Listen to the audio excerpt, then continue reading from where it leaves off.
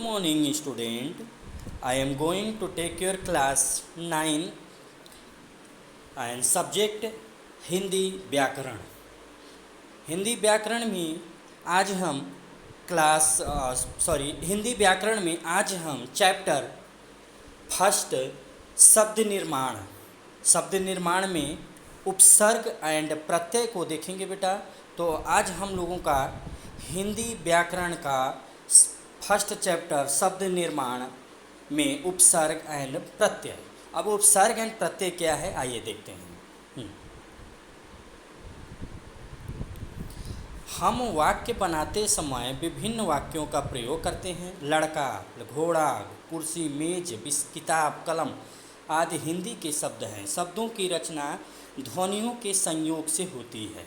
संयोग की परिभाषा देते समय, शब्द की परिभाषा देते समय, संयोग नहीं कि देते समय निम्नलिखित दो बातें ध्यान रखनी चाहिए। देखिए, शब्द की परिभाषा देते समय दो बातों की ध्यान रखनी चाहिए। क्या क्या? फर्स्ट, शब्द भाषा का स्वतंत्र इकाई है, यानी शब्द भाषा की स्वतंत्र इकाई है, अर्थात शब्दों का प्रयोग भाषा में स्वतंत्र रूप से किया जा सकता है। मेज, कुर्सी, कलम, घोड़ा, घुड़सवार, ईमानदार, सुंदरता, सुंदर, असुंदर सभी हिंदी के शब्द हैं। स्वतंत्र होने के कारण ही इनको कोश में स्थान दिया जाता है, जैसे वर्ड कोश में, ठीक है, डिक्शनरी में। और शब्दों के अर्थ आप कोश से देख सकते हैं, ठीक है। शब्द भाषा की सार्थक इकाई है, यानी दो, एक तो स्वतंत्र, एक सार्थक। केवल अर्थवान या सार्थक इकाइयाँ ही शब्द कहलाती हैं, मतलब जिसका अर्थ निकले वही। कलम तथा कमल तो हिंदी के शब्द हैं, क्योंकि ये दोनों सार्थक हैं, इनका अर्थ निकल रहा है बेटा। जबकि पर मकल या लकम कोई शब्द होता है नहीं, भले ही इन्हें किन्हीं ध्वनियों से बने, ये किसी भी ध्वनि से बने, ठीक है। हर भाषा में असीमित शब्द होते हैं जो किसी न किसी भाव या विचार को प्रकट करते हैं। हर भाषा इन शब्दों का भंडार होती है, लेकिन ये सभी शब्द एक ही प्रकार के नहीं होते। कुछ शब्द वस्तुओं, व्यक्तियों या स्थानों आदि के नाम बताने वाले होते हैं, जैसे किताब, कुर्सी, दिल्ली, आगरा, शिला, घोड़ा, बच्चा आदि, ये संज्ञा शब्द हैं। अब क्रिया में देखिए, कुछ क्रियाओं में भी रहते हैं, जैसे करना, लिखना, पढ़ना, सोना, ये भी क्रिया शब्द हैं। अब आइए कुछ दूसरे में भी संज्ञा या क्रिया में की विशेषता बतलाते हैं, जैसे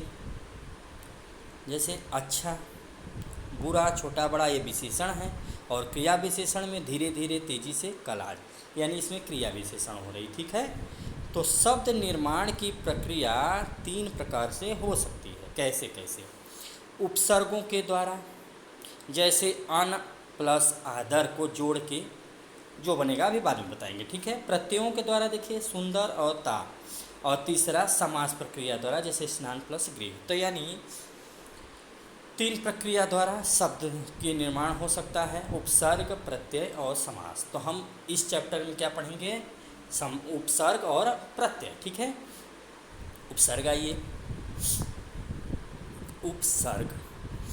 उपसर्ग तो बेटा एक चीज़ ये ध्यान, चलिए इसको बाद में बताएंगे। उपसर्ग भाषा की वे सार्थक लघुत्तम खंड हैं जो शब्द के आरंभ में लगकर नए नए शब्दों का निर्माण करते हैं। कैसे? यानी वे लघुत्तम खंड हैं, छोटे छोटे, यानी छोटे से छोटे वो खंड हैं जो शब्द के आरंभ में लगकर नए नए शब्दों का निर्माण करते हैं। कैसे करते हैं? यानी नए शब्द, जैसे अनादर मान लीजिए एक शब्द है, तो एक नया शब्द अनादर बनता है, लेकिन कैसे बना? पहले ये आदर था, तो आदर को हमने अनादर कैसे बनाया? इसमें हमने अन जोड़ दिया पहले। यानी इतना याद रखना बेटा कि जब किसी शब्द में पहले जुड़ता है, जो एक नया सबसे छोटी से छोटी शब्द जो किसी नए शब्द में पहले जुड़ता है, वो क्या होता है? उपसर्ग। और बाद में जो जुड़ता है उसे क्या कहते हैं? प्रत्यय। तो ये पहले देखिए जुड़ रहा है। यही एक चीज़ समझिएगा कि उपसर्ग और प्रत्यय, उपसर्ग बड़ा है और प्रत्यय बोलने में भी देखिए छोटा है और शब्द में भी छोटा है, वर्ण में भी, ठीक है। तो अन और आदर, तो अनादर, ची धन ना, बी धन नाश विनाश, दूर धन दिन दुर्दिन, सुधन योग सुयोग, ठीक है। देखिए ये सब में पहले पहले जुड़ रहा है, तो जो पहले जुड़ रहेगा उसी को क्या कहते हैं। और एक चीज़ और याद रखते हैं कि हमेशा सार्थक शब्द निकालेंगे, ये नहीं कि अनादर है तब पनादर लिख देंगे। अब पनादर, अब यहाँ अन के स्थान पर पन थोड़े करेंगे, प थोड़े करेंगे, क्योंकि बेटा होता ही नहीं है, जो भी होता है सार्थक शब्द होता है, ठीक है। अब हिंदी में 3 प्रकार के शब्द मिलते हैं, आप जानते हो, तद्भव, तत्सम तथा अन्य भाषाओं से आगत विदेशी शब्द भी होते हैं। इन 3 कोटियों के शब्दों में मूल शब्द भी हैं। मूल शब्द भी हैं, कैसे हैं? जैसे कर्म का तत्सम, कर्म क्या है? तत्सम है, और इसका तद्भव क्या हो जाएगा? काम। और विदेशी में ईमान और रेल, ये विदेशी शब्द हैं। तथा यौगिक या व्युत्पन्न संबंध भी जो मूल शब्दों में उपसर्ग या प्रत्यय जोड़कर बनाए जाते हैं। इस दृष्टि से हिंदी में तीनों ही प्रकार के उपसर्ग प्राप्त होते हैं, यानी उपसर्ग हम तीनों प्रकार के प्राप्त कर सकते हैं। अब तत्सम उपसर्ग में देखिए, तत्सम, तद्भव, तत्सम आपने पढ़ा होगा बेटा। तो तत्सम संस्कृत के शब्द हैं, ये संस्कृत जैसे लगते हैं। और तद्भव इसी से टूटे फूटे हिंदी में ये बन जाते हैं, ठीक है। तो इसी के आम बोलचाल में तो तत्सम से ही तद्भव बनता है। तत्सम उपसर्ग वे उपसर्ग हैं जो संस्कृत से हिंदी में आए हैं। संस्कृत में 22 उपसर्ग हैं, याद रखिएगा, संस्कृत में टोटल 22 उपसर्ग हैं। इन उपसर्गों से बने अनेक शब्द हमें हिंदी में मिलते हैं। कुछ शब्दों के उदाहरण देखिए, जैसे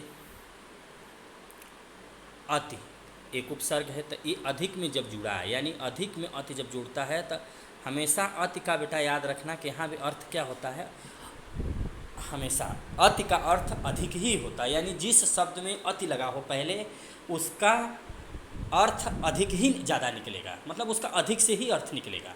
जैसे देखिए अति, अत्यंत, तो अति धन अंत मिल के क्या बना? अत्यंत बनाना। और अत्यंत क्या होता है? यानी बहुत ज़्यादा ही।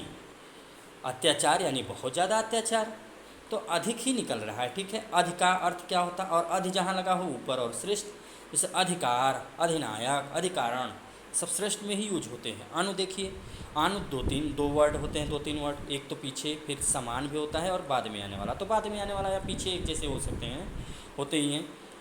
अनुराग, अनुभव, अनुभूति, अनुकरण, अनुरोध। देखिए अब अप में आइए, अप हमेशा बुरा या हीन के लिए यूज होता है।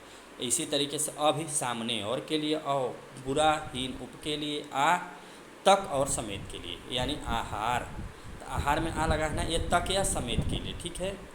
तो उच्च या उत, तो ऊपर या श्रेष्ठ के लिए, उत्थान, उद्गम, उन्नत, उद्योग, तो ऐसे बेटा ये चलता है, ठीक है। ठीक इसी प्रकार से है बेटा, जैसे देखिए ये उप, निकट, छोटा सा दृश्य, दुष्क या दूर, तो कठिन, ये जब आप लिखते चलोगे ना तो खुद आपको अच्छे से क्लियर हो जाएगा। नी जब जुड़ता है, यानी नियुक्त, निबंध, निवास, निषेध, याद रखिए। जब इसको अलग करना होगा तो किस तरीके से, तो नीचे निषेध, परा यानी विपरीतास, पर का चारों ओर, प्र का अधिक आगे, प्रति का अर्थ निकलता है विरुद्ध, सब सामने, प्रति देखिए प्रतिध्वनि, प्रतिकूल, ठीक है। बी विशिष्ट या भिन्न, सम पूर्णता, साथ, अच्छा, ठीक है। ये सब इसके अर्थ निकल रहे हैं।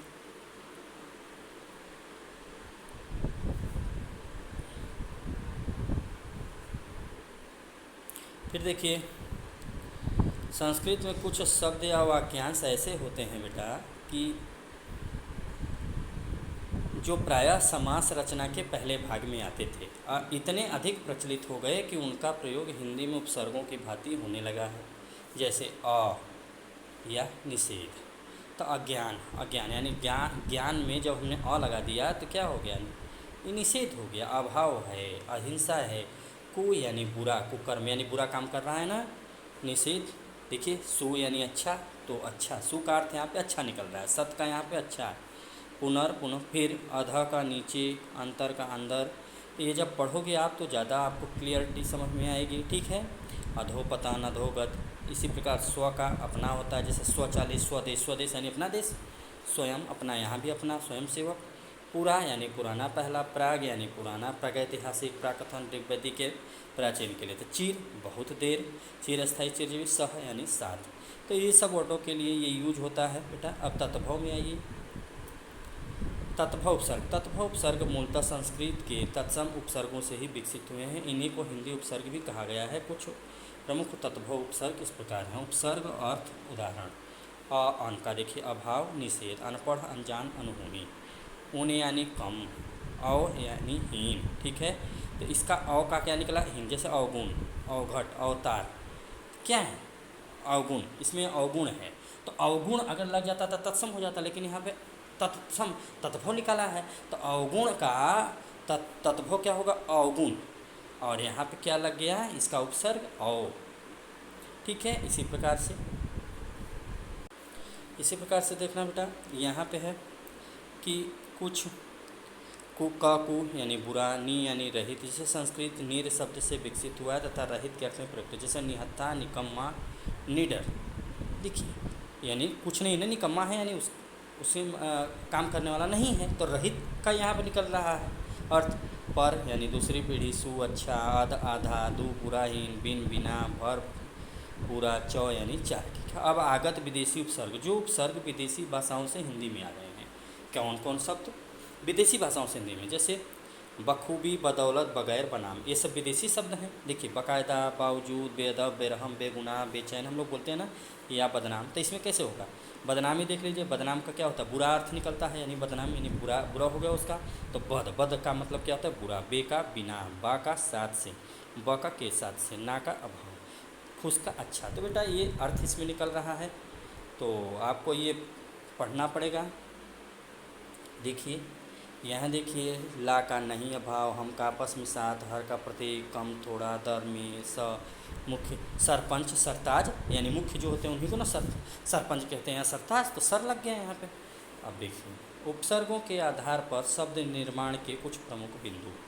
उपसर्ग लगाकर शब्द निर्माण करते समय निम्नलिखित बातों का ध्यान रखना चाहिए। प्रायः जिस प्रकार का शब्द है उसी प्रकार का उपसर्ग उस शब्द के साथ लगता है, अर्थात तत्सम शब्द के साथ तत्सम उपसर्ग ही लगेगा, तत्भव के साथ तत्भव उपसर्ग, विदेशी के साथ विदेशी उपसर्ग। जैसे सु तत्सम उपसर्ग है तो यह तत्सम शब्द पुत्र के साथ लगकर सुपुत्र बन सकता है, पर पूत यानी पुत्र का तत्भव क्या होगा, पूत, पर पूत के साथ नहीं लगेगा क्योंकि सुपूत।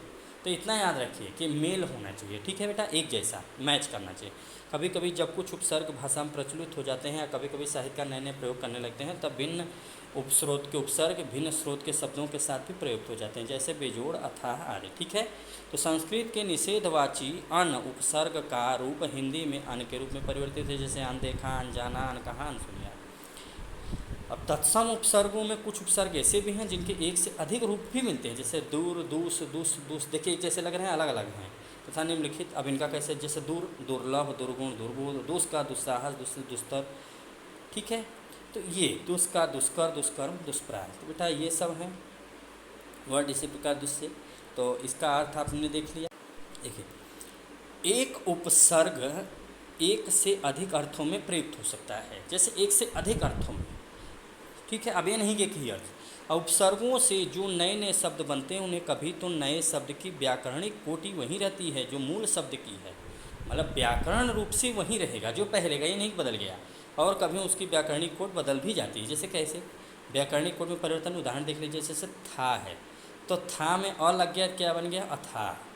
ठीक है, तो यहाँ संज्ञा और यहाँ विशेषण हो गया, यानी संज्ञा में अ हमने जोड़ दिया तो क्या बन गया, विशेषण, यानी अथा। जैसे अथाह जल है वहाँ पे। ठीक है बेटा, अब डर है तो डर में अगर हमने नी जोड़ दिया उपसर्ग तो निडर हो गया, यह विशेषण हो गया। ऐसे अनपढ़ में पढ़ में अन जोड़ दिया तो अनपढ़ हो गया, ये भी विशेषण। वन में अनबन। व्याकरणिक कोट में परिवर्तन हम नहीं कहा, जैसे होनी है तो होनी में अन जोड़ा तो अनहोनी, यहाँ संज्ञा ही है। अब देखिए अनावश्यक में जोड़ा तो अनावश्यक हो गया विशेषण। गैर जिम्मेदारी में जोड़ा तो गैर जिम्मेदारी हो गया, ये भी संज्ञा है। तो कहाँ क्या चेंजिंग हो रहा है, कहाँ नहीं बेटा, ये मूल रूप से इसका आपको सार यही है कि उपसर्ग वो होते हैं जो किसी भी शब्द के पहले लगते हैं छोटे से छोटे में और इसका कोई सार्थक अर्थ निकले। ठीक है, तो योर उपसर्ग पार्ट कंप्लीट। ओके बेटा, सेकेंड पार्ट हम नेक्स्ट में देंगे। Thank you.